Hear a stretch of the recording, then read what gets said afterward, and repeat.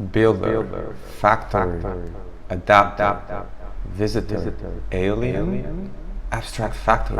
Am I an abstraction of human consciousness? Prototype, flywheel, proxy, observer, facade. Am I me? Singleton. Can anyone hear me?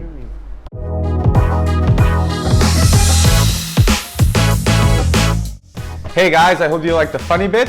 Design patterns, there are a lot of them. I just reviewed a book that can teach the most common ones, but it's very hard to actually use them in your personal projects because, well, you can use them, but they're only kind of useful when you get to a point where your project is very big and you have a lot of developers working on it. Then again, I have your solution. I have an easy pattern that I will teach you how to use, and this pattern might be exactly what you're looking for. So without further ado, let's get started. So I first heard about the repository pattern at my previous job. My mentor recommended reading this book called Architecture Patterns with Python. And this has a very detailed solution and implementation of the repository pattern in Python. So the amazing thing is that this book was published with the read first, buy later principle.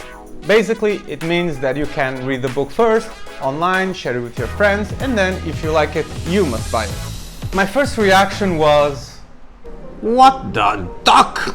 First, we need to get our semantics down. What is a repository? According to our two BFFs, Google and Wikipedia, a repository is a place in which things are or may be stored. This, in fact, then allows us to decouple our storage from our code. Meaning that if I, for some reason, want to change the database that I'm using, it's very easy to change it. I don't need to edit a lot of source code, and I just need to create a new class. Also use the repository pattern with the dependency inversion principle and the dependency injection pattern.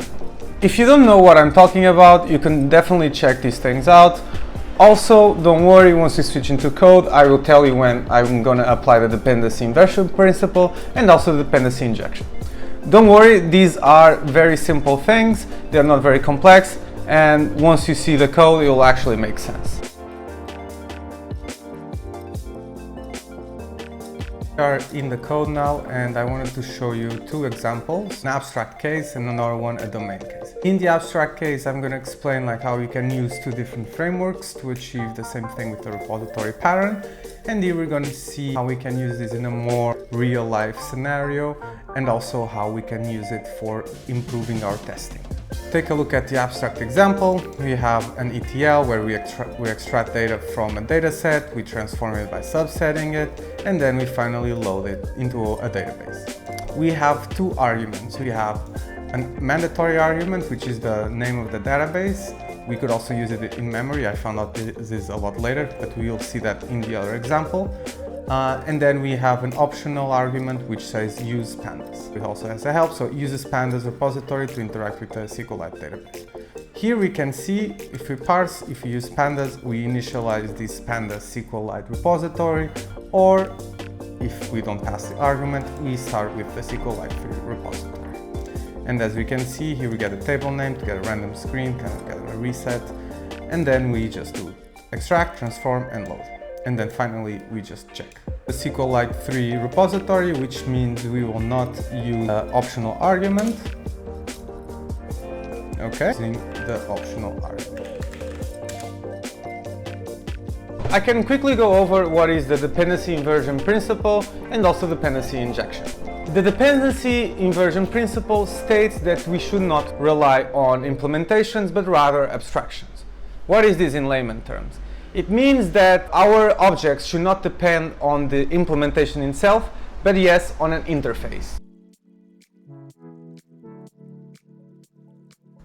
So here we have the two principles that I just talked about previously.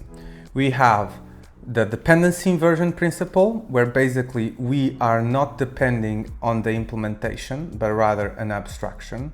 And this inversion is because it's not the code that has a dependency on the implementation, but yes, here. So here, that's why it's inversion, because the client creates the asset. Also, the dependency injection pattern, because instead of doing a repo equals abstract, blah, blah, blah. Instead of initializing it here, we're actually passing it to the function, or as programmers say it, injecting it.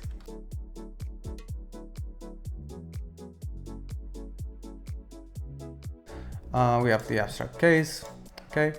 So we have a base. So this defines the repository, which means that every repository that implements this interface must have an add, a get, and a delete method with these parameters. So this is why I can just rely on the abstraction on the client code here and not really care about what's the implementation like. And as you can see, the implementations are quite different. It was kind of painful doing this with SQLite pure, but it worked in a way. See here, it's a little more complex. And with pandas, it was very, very simple. It's like one line on each. But for some reason, you may not be able to use pandas. And in that case, you can just use this one. So this gives you freedom to not care so much how you connect to your database. So you retract that from your code. It may seem not that useful because this is like a very simple example, but if you have very big functions here, several files, these can come quite in handy. Next example, we have an order class. We can represent an order of anything. It's very abstract. So we have a base, okay? And in this time, instead of entering a query, we can just add an object, an order object. If we want to get, we call it an order ID. And then we also have this to list all the orders. We use SQL Alchemy in order to do this. If you're not familiar with it, it's a very popular way of interacting, also an ORM mapper for Python. It's quite useful. I have here an ORM. I create a table, then I map the order class, this order class, to this table that I created here. And now, whenever I do a session add order, it will basically know that it needs to add an order and it has to be of this thing, otherwise you'll throw an error. As well, let me just show you the domain example really quickly. I have the same thing, we have an extract. This time I just get some data from here. We have a transform, and in this case we just add a quantity to each existing order. Finally, you have a load. Then we have an ETL that wraps up everything. Start here with starting a session with this helper function that starts in-memory database using SQL Alchemy. The only thing we need is the repository and just run this. We can see we have a list of orders with amazing books. In fact, from also being able to use different technologies to interact with the database or different connectors, we can also create fake implementations that make it very easy to test. I created this fake order repository, which basically takes in a list of orders, and then it basically mimics like the same as the repository. It has an add, a get, and a list. See that we can test our ETL function without actually needing to do any connection to any database. This is extremely helpful if you're doing unit tests or if you're doing integration tests. I've prepared a suite of tests, but let's just run the integration test at hand so you can see that it works. Also, if you watch my previous video, I have a template and it also has a very nice make file. You should run all the tests. As you can see, you have 16 unit tests and 4 integration tests. I used for this project was the last one I showed in the previous video. And I also have the whole code updated with all the tests running, also available on my GitHub. This is the repository. You guys can check it out, you can play with it. I recommend Docker to open it with VS Code. That's how I've tested and that's how it works for me. And that's pretty much it. The project is here. You have the abstract case and the domain case. You also have the scripts. So I just recommend you play around and have fun and learn something. I also learned a lot by doing this small video tutorial. And yeah, if you guys have any questions or anything, just reach out. All right, guys, this is it. Thank you so much for watching again. And I guess I'll see you guys in the next video.